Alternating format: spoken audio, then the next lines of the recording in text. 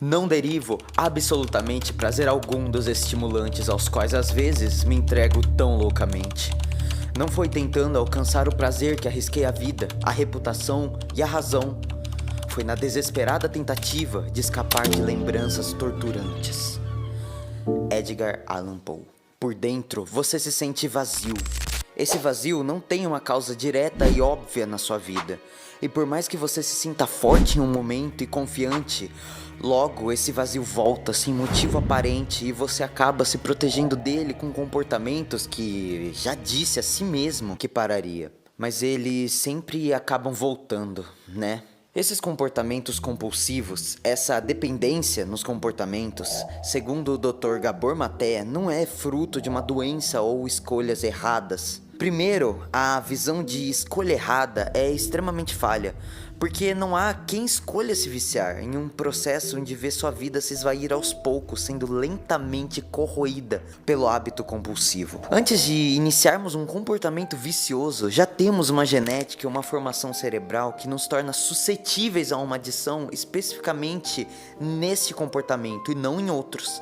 Muitos se viciam em jogos de azar e não em pornografia. Outros controlam a pornografia tranquilamente, mas são alcoólatras. A visão do comportamento viciante como doença, ainda defendido por muitos especialistas em dependência química e programas de tratamento, também deixa de fora o elemento humano.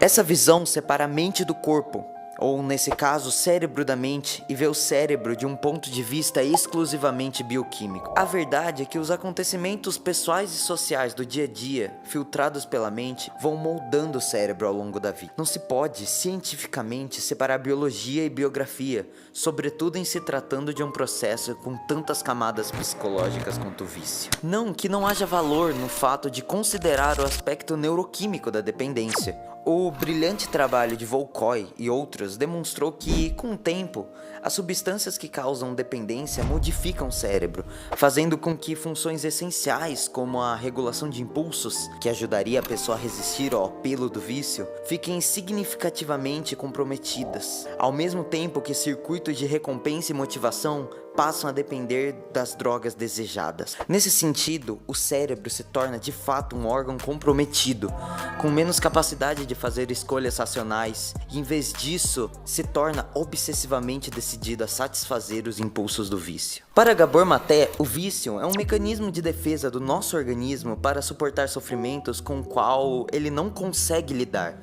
Em outras palavras, trata-se de uma reação natural a circunstâncias antinaturais, de uma tentativa de aliviar a dor de feridas sofridas na infância e de estresses suportados na idade adulta. O vício sempre tem uma função por trás dele, de suprir uma necessidade humana fundamental intrínseca. Em última instância, todos os incentivos ao vício podem ser resumidos como uma fuga dos limites do eu, ou seja, da experiência concreta e vívida de sentir desconforto e isolamento dentro do próprio corpo. Por baixo das superfícies de funcionamento normal, sejam elas quantas forem, esse alienante desconforto pode ser perturbador a ponto de se tornar um tormento. Nessa visão, qualquer comportamento que tire esse vazio pode ser considerado um vício, qualquer comportamento que controle o sujeito. Segundo a própria OMS, vício é uma doença física e psicoemocional e faz menção a um hábito repetitivo que gera prejuízos à vida da pessoa e daquelas que fazem parte do seu convívio. O vício em pornografia, como nós sabemos, vem para tomar nossos pensamentos e comportamentos até nos fazer tornarmos algo que não reconhecemos. O cérebro humano se dessensibiliza com o consumo de pornografia e... Então, eu acho que essa narrativa que eu iria começar, você já ouviu em outros vídeos. Os danos da pornografia na nossa cognição, percepção de mundo e sentimentos é um assunto extremamente discutido nessa década, pela enorme proliferação de conteúdo pornográfico presente desde a nossa infância. O fato da pornografia ter se tornado tão onipresente em nossas vidas se dá por, hoje em dia, ser mais acessível e trazer mais anonimato, além de ser gratuita, e por ser um dos conteúdos mais acessados ao redor de todo mundo, tomou um espaço no debate sobre a saúde pública. Nos Estados Unidos, já há estados em que leis que dificultam o acesso à pornografia foram aprovadas. No Texas, se você abrir o site da Pornhub, você é bloqueado de acessar os conteúdos pornográficos deles. Todo esse debate sobre a pornografia gira em torno dos danos cerebrais que ela traz e que você, que tenta se livrar desse vício ou entendê-lo já deve ter escutado. Mas agora eu vou te dizer algo que nenhum outro criador de conteúdo e divulgador científico te contou.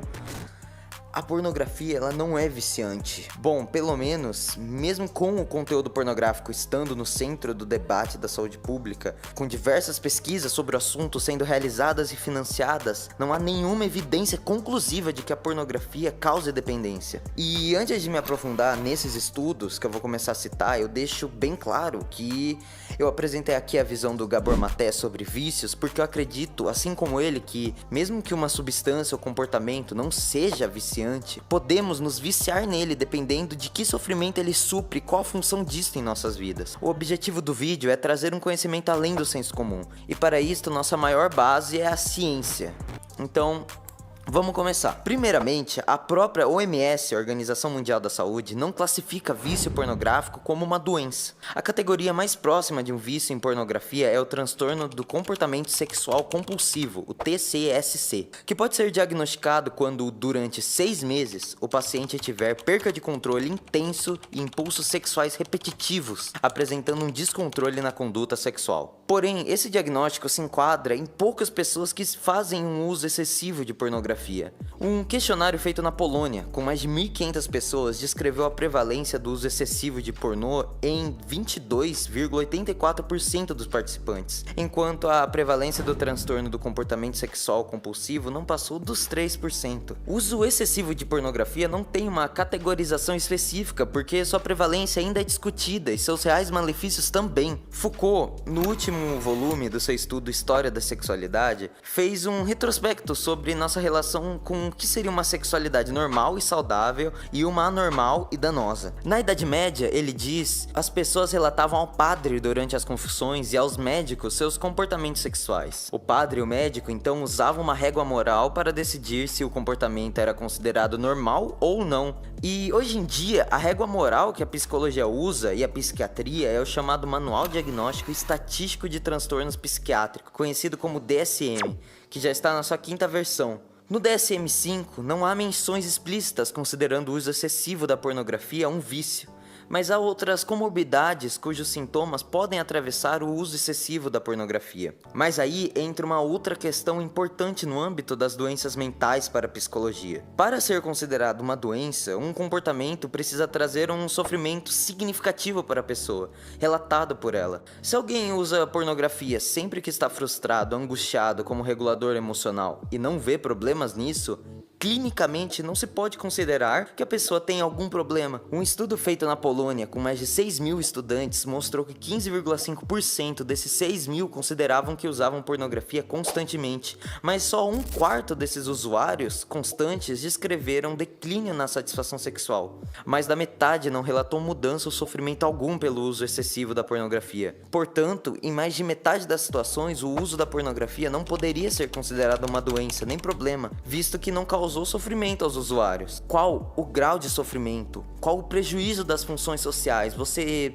deixa de tomar banho, trabalhar, comer para ver pornô? Essas são as perguntas certas para classificar alguém como doente viciado em pornografia, e não quantas vezes você se masturba por dia, quantas horas de pornô você consome por dia. Um psicólogo, diagnosticando o grau de prejuízo de sofrimento clínico presente no uso excessivo de pornografia por um paciente específico, vai, a partir daí, procurar se há algo por trás desse comportamento. Por exemplo, já é evidenciado a relação entre depressão e o uso da pornografia como uma estratégia compensatória. A pessoa, ela não consegue ver alegria em nada, sentir prazer na vida, está depressiva, e a pornografia é uma maneira dela receber uma dose de dopamina sem o sofrimento de sair da cama ou se encontrar com outras pessoas. Nesse caso, essa pessoa tá viciada em pornografia ou tá lidando com a depressão? Episódios de mania também podem desencadear o uso excessivo de pornografia e, enfim, o uso da pornografia em excesso não está ligado com a pornografia em si, com o grau de dopamina que ela libera no nosso cérebro, mas sim com a função dessa liberação de dopamina na vida da pessoa.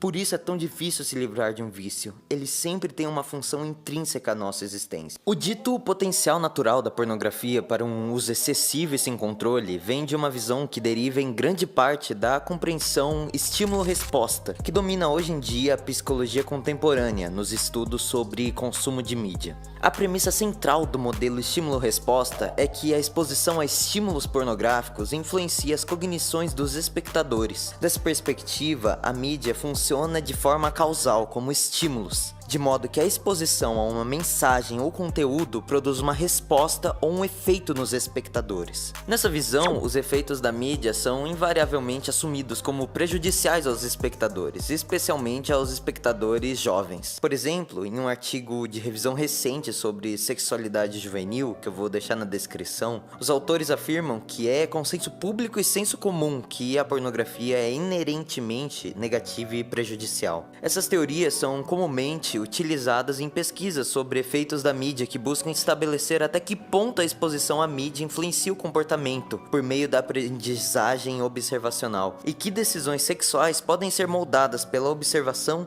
identificação e acompanhamento das ações recompensadas de modelos de mídia. Embora a teoria sociocognitiva ofereça uma explicação mais complexa do aprendizado social do que a simples imitação, essa perspectiva é frequentemente adotada e aplicada dessa forma mais simplista, só de estímulo e resposta, especialmente porque a noção de vício em pornografia viaja além da bolsa de estudos para reportagens jornalísticas e discussões públicas. Consequentemente, geralmente se presume que os jovens absorvem e imitam o conteúdo da mídia, respondendo de forma literal ao que vem. Essa tendência é atribuída ao seu status de desenvolvimento. Essa teoria cognitiva social, no entanto, foi criticada como uma estrutura limitada para explorar a questão do envolvimento com a pornografia. A visão cognitiva social da mídia como influenciadora das atitudes e comportamentos dos espectadores de uma maneira descomplicada, mais ou menos linear, há muito tempo foi abandonada nos estudos de mídia e comunicação como uma compreensão simplista e reducionista de como as pessoas se envolvem com a mídia. A este respeito, várias limitações da pesquisa baseada em efeitos diretos da mídia sobre o comportamento foram destacados. A saber, primeiro, o seu foco quase exclusivo em efeitos negativos. Segundo, a dependência de suposições simplistas sobre interação entre uso e comportamento da mídia. Terceiro, falha em explicar por que os efeitos surgem em alguns casos e não em outros. Quarto, isolamento do uso da mídia de outros fatores sociais, ou acaba os explicando de maneiras excessivamente simplistas. E 5, consideração insuficiente de como as pessoas relacionam a mídia com outras fontes de informação. E por último, sexto, a tendência a simplificar demais as questões complexas sobre os significados e prazeres obtidos com a mídia. Tomadas em conjunto, essas críticas destacam a importância de reconhecer que a pornografia não existe em um vácuo social e, como tal, práticas sexuais ou relacionais não saudáveis, como o sexismo ou violência sexual, não podem ser atribuídas apenas à sua influência. A abordagem excessivamente cognitiva e individualista dos efeitos da mídia ignora que os significados nunca são singulares e que os espectadores se envolvem ativamente com o conteúdo da mídia, conectando a outras fontes de informação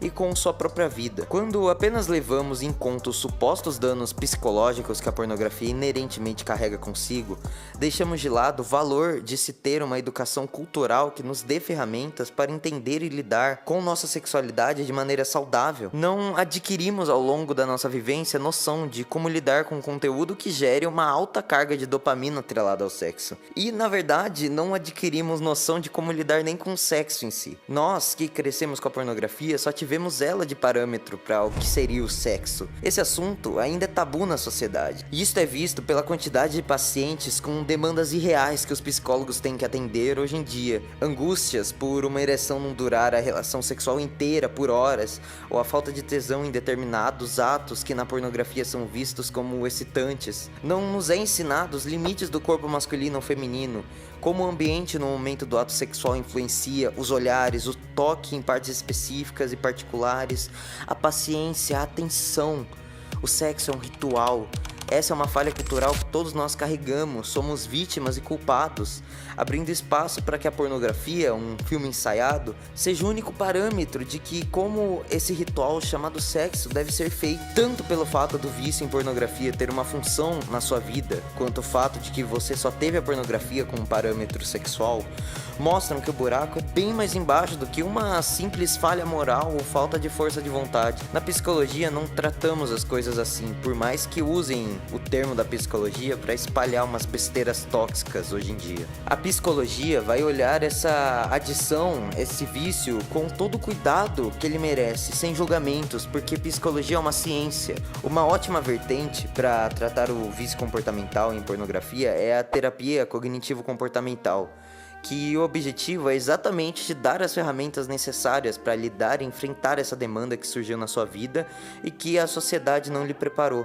A TCC, a terapia cognitiva comportamental, é tão foda que ela tem como objetivo te permitir sair da terapia e ser seu próprio psicólogo. Eu não recomendo fazer uma terapia do tipo psicanálise ou psicologia analítica para tratar o vício, porque são poucos os estudos que correlacionam a eficácia desse tipo de terapia para o combate ao vício em pornografia. Na verdade, eu mesmo não achei nenhum. E a psiquiatria também há remédios que acabam, os estudos mostram, ajudando no controle. Caso você não tenha dinheiro para a terapia, procure a abstinência no tempo que for possível para você. Não vai ser da noite pro dia que você vai parar de ver pornô. Eu mesmo estou há 2 anos tentando evoluir nisso. E apesar de não poder dizer que estou limpo, eu estou bem melhor do que há 2 anos atrás. E claro, eu me sinto frustrado com isso, mas a vida humana tem essa etapa da frustração e uma hora ela chega pra todos. A vida é difícil. Outra coisa relacionada a esse assunto é a masturbação, porque diversos estudos já evidenciaram que a masturbação excessiva não tem relação alguma com disfunções sexuais, sendo até mesmo utilizada como tratamento para diversos transtornos da sexualidade. A masturbação ajuda a prevenir disfunção erétil, mas infelizmente é divulgado que se deve parar a masturbação. É importante você diferenciar a problemática da pornografia com a masturbação, por mais que os movimentos como o NoFap coloquem as duas no mesmo patamar. Isso não é científico.